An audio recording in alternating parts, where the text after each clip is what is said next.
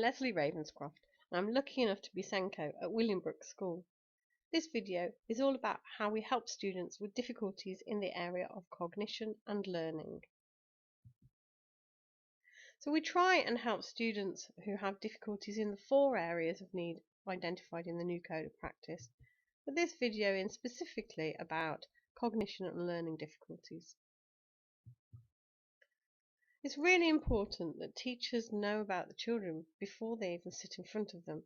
So we've made sure that as soon as they open the register, a column shows next to the child's name stating if they've got any SEN, any special educational needs.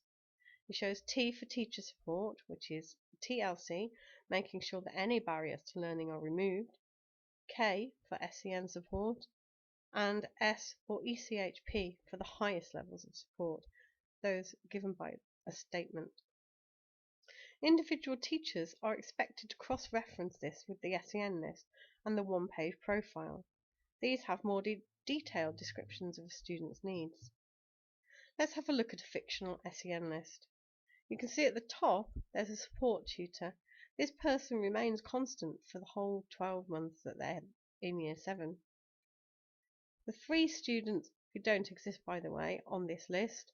Fred has SS, which means he has some support. He's got a diagnosis of dyslexia, and his reading age and spelling age aren't very good for a Year 7.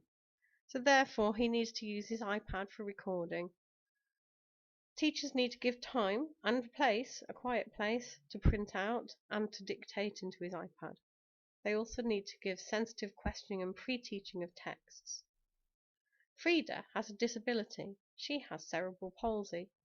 Her reading age and spelling age are fine and actually nothing to do with her disability. However, she will get tired during PE and needs larger science equipment, for instance boiling tubes instead of test tubes. She has a teaching assistant in specific areas to support her needs in those areas. John is on teacher support. He has dyscalculia. His reading and spelling are absolutely fine for a Year 7, and he's making progress currently. He may need more support in Year 10 and 11 to help with exams. He could need extra time in exams to allow time for his processing, and we need to make sure we keep an eye on his number concepts.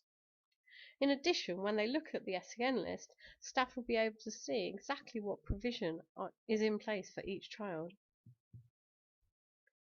So we have a variety of ways to help students in the area of cognition and learning. In Key Stage 3, we offer small groups of 6 in literacy and numeracy to help students with key skills.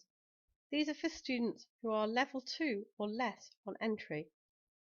In Years 8 and 9, we offer language and world-finding skills in small groups, instead of more modern foreign languages. We offer a curriculum pathway at Key Stage 4 that includes first aid and a pre-driving course. Teaching should be differentiated for every child and contain a variety of activities as par for the course. One should not need an SEN placement to ensure that. Homework amnesties may be put in place. Now, children with SEN get extremely tired through concentrating at school all day, so homework can be very stressful for parents and students alike. We can therefore ask staff to only give children maths and English homework for a few weeks until they're settled in. We also have department teaching assistants who modify tests and other resources. We also have specific issues with regard to dyslexia. We offer a service for dyslexia screening, and we can also pre-screen for visual dyslexia. This is when the words move or all join up. Our pre-screening, though, is meant as a signpost to refer to a specialist. We are not visual specialists. We do encourage the use of iPads to photograph notes from the board, dictate sentences and read books to students, and in some cases staff are asked to mark work for content. We also use scribing and reading in lessons if possible. Precision teaching and toe-by-toe can help with the acquisition of reading skills, and extra time can be given for assessments. In dyspraxia, we know that students may be a little disorganised, so we can provide a meet and greet person for that student. That's a teaching assistant who will see them before school and make sure they're all ready, got everything they need for lessons. Students can use laptops and iPads to produce their work, and the teaching rooms and timetables are colour coded. So for instance, if you've got maths, it will be coloured green on your timetable, and you go to the green rooms. We also have a variety of alternative stationery, such as math books with larger squares or exercise books with raised lines, and a variety of pens and pen grips are kept in school.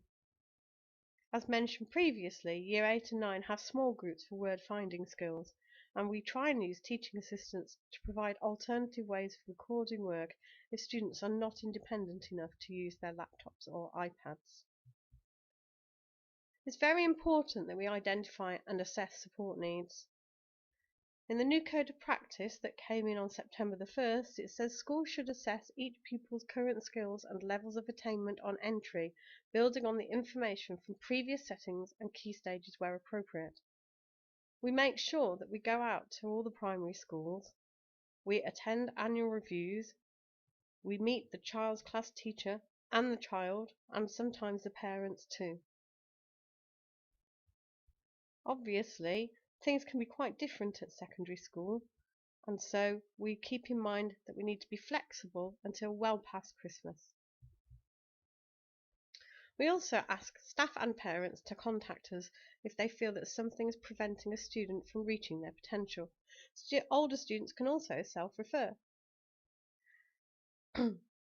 We can screen for visual dyslexia, dyscalculia, and dyslexia. How do we review the support needs then? Well, teachers have to make sure that the students are making progress for them, and we use a program called 4Matrix. Tutors especially are tasked with watching a student's flight path. So Aaron Armstrong, who doesn't exist, you can see he's got a flight path here. This is his pink flight path, and I'd be quite worried about Aaron because his pink flight path is a bit below his green flight path, which is targets. At this point, we would in fact be looking to see why Aaron was performing below and seeing what interventions we need to put in place.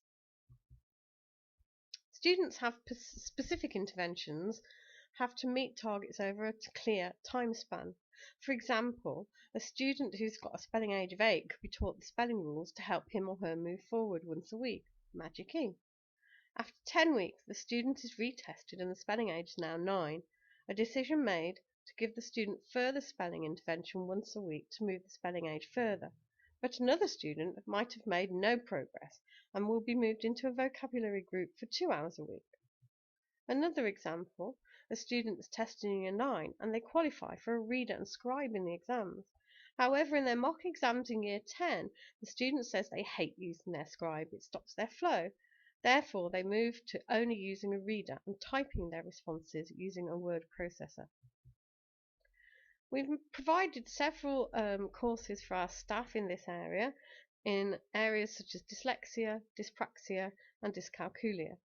And all our support staff have been trained to provide readers and scribes for exams fairly. We hope that you can discuss issues with myself and come to a mutually satisfactory conclusion. However, in the event of a dispute that cannot be thusly satisfied, please use the link to the complaints procedure on this website. There are organisations specifically to help parents wade their way through the local offer and school SAN information reports and all the other paperwork. Parent Partnership's a brilliant service. It's completely independent and their aim is to help you as parents get the best deal for your children. Thank you for listening.